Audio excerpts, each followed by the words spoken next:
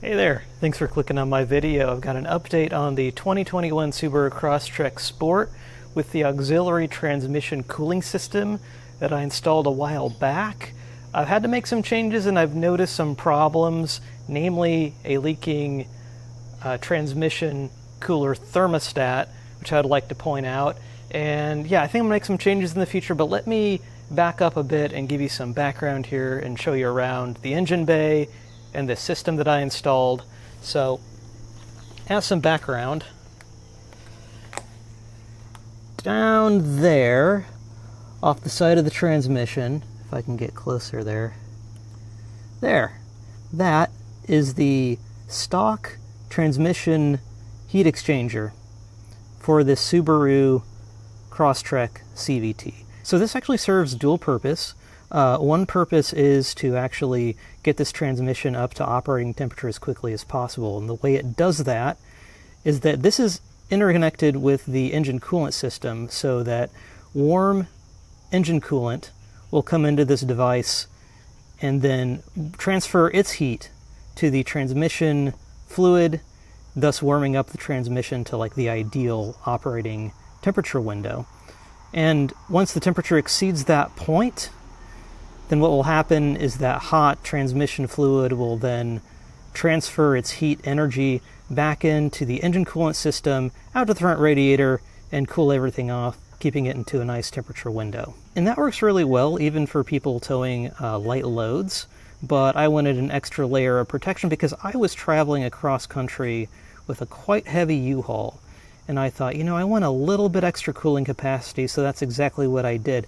There are two ports on here, on this transmission cooler from the factory, and from the factory they're actually connected to each other, so it's just passing transmission fluid around there, CVT fluid. And so what I did is what some other people have done to their Crosstreks and even to their WRXs when they're trying to track them and under a lot of heat and abuse, is they unplug those ports and then route both lines out to a transmission cooler in the front of the car.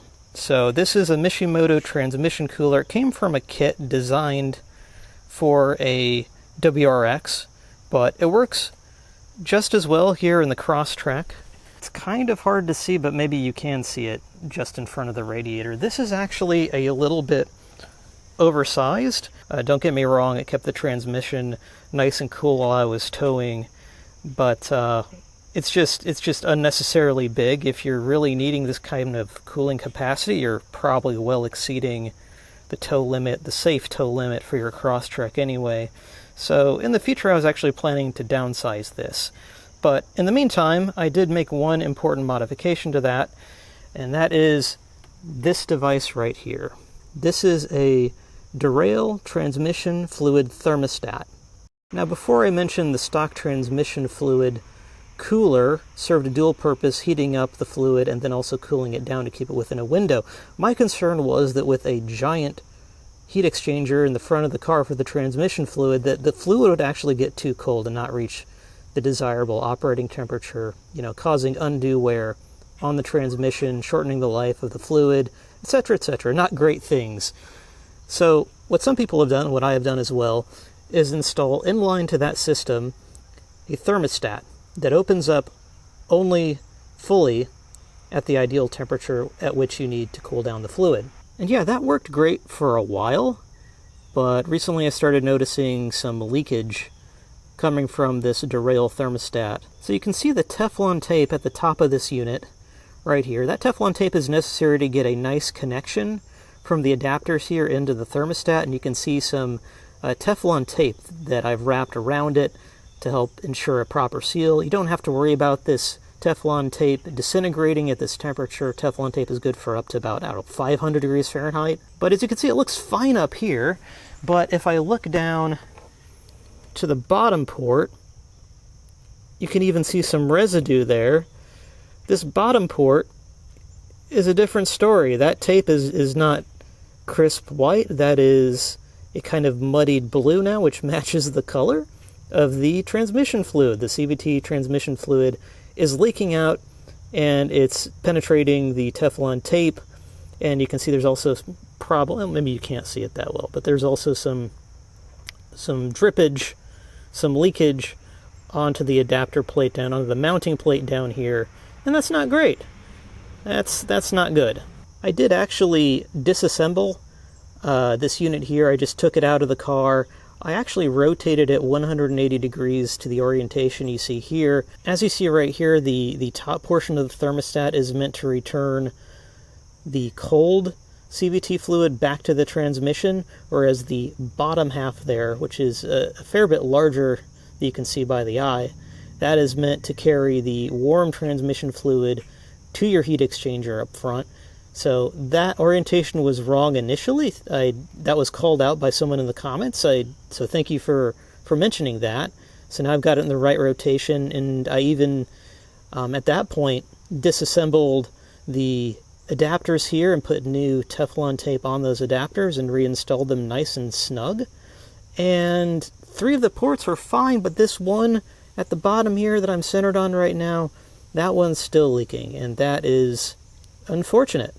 So at this point, I've tried to fix this transmission cooler thermostat, this Derale transmission cooler thermostat, a couple times. That's not the first time I've tried to effect a fix. I did one near about sundown when it was dark and I had a flashlight, and that was not fun. And I'm kind of at the point where the juice just ain't worth the squeeze. We're approaching cooler temperatures now here in the Northeast, and there's really no need for an auxiliary cooler like the one I've installed. I'm not even going to be towing at this time of year anyway. So what I think I'm going to do is I just think I'm going to remove both the transmission cooler and the thermostat here and just return everything to its stock configuration. So yeah, a bit disappointed in that, but what I think I'll do in the future is the configuration I had originally, which was just a straight line to the transmission cooler, no thermostat in between. You might be asking, well, originally you put that thermostat on there because you were worried about the transmission being too cold. I'm actually not 100% sure about that at this point. Now, I'm not 100% sure how the stock transmission cooler works on this vehicle. I haven't seen any engineering papers on it, but I have a hunch that it already has a thermostat of some kind built in such that it doesn't pump transmission fluid through unless it's reached a certain temperature. And I'm talking about the external ports. I'm not talking about the internal mechanism. So having an external auxiliary transmission fluid thermostat like I have in here with the Derale unit might be unnecessary, but at any rate, I'm going to be installing a smaller transmission heat exchanger anyway.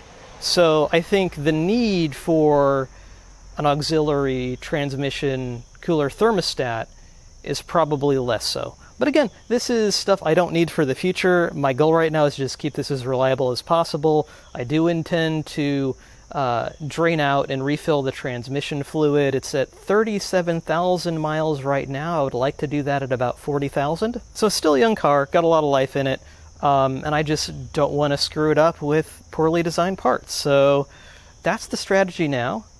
Let me know what you think in the comment, but until then, thank you for watching, and we'll see you down the road.